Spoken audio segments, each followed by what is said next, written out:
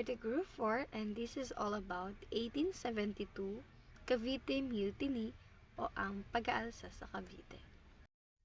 Ano nga ba pag sinabing mutiny? Mutiny, it means rebellion against authority. Ibig sabihin nagkaroon ng pag-aalsa, nagkaroon ng revolt, nagkaroon ng rebellion. Saan sa Cavite? Particularly sa Arsenal. Ang Cavite Mutiny ay naganap sa Arsenal sa Cavite. Arsenal po ang tawag sa paggawaan ng mga armas, kanyon, bala ng mga Espanyol at marami pang iba na nasa area ng Cavite. Nagsimula ang Cavite Mutiny dahil kay Gobernador Rafael de Izquierdo kasi pinatawan niya ng tax or yung pagbabayad ng buwis yung mga workers sa Arsenal sa may Cavite. And at the same time, kailangan nilang mag-render ng polo e servisyo.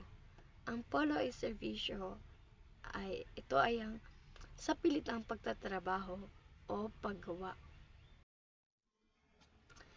Dati, itong mga workers sa Arsenal, they are exempted from personal tax.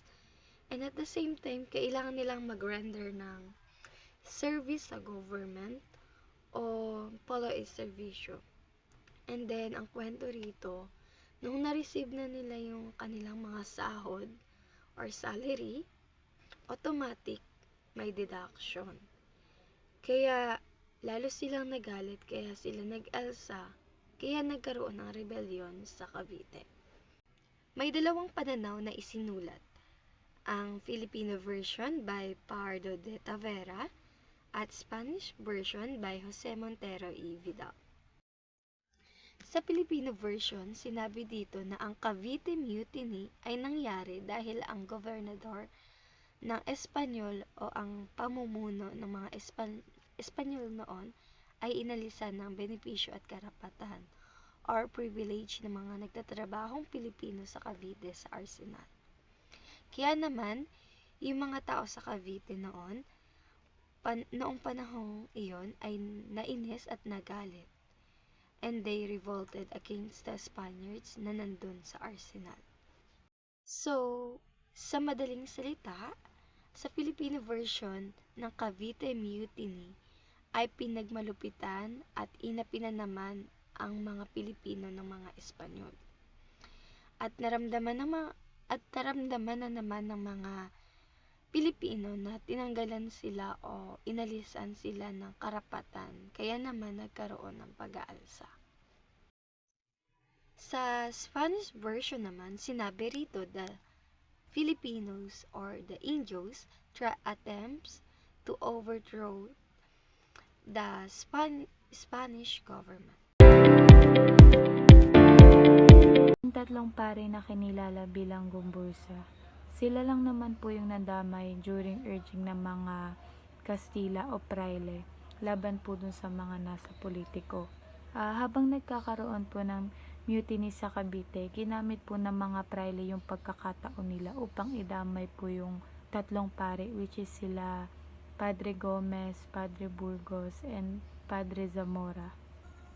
Si Mariano Gomez po ay pinanganak po sa Santa Cruz, Maynila noong August 2, 1799 and siya rin po yung kauna-unahang binitay sa Bagong Bayan at siya po ang pinakamas matanda sa kanilang tatlo. Si Mariano Gomez po ay nagsilbi rin pong pari sa parokya sa Bacoor, Cavite. Si Jose Burgos naman po ay pinanganak sa Vigan, Ilocos Sur. Siya po ay isang prolipikong manunulat at konektado po ito sa Manila Cathedral. Si Jacinto Zamora naman po ay pinanganak po sa Pandacan, Manila noong August 14, 1835. Siya po ay inuugnay sa rebellion sa Cavite noong 1872 dahil sa kanyang imbitasyon na may nakasaad po na Grand Reunion, our friends are well provided with powder and ammunition.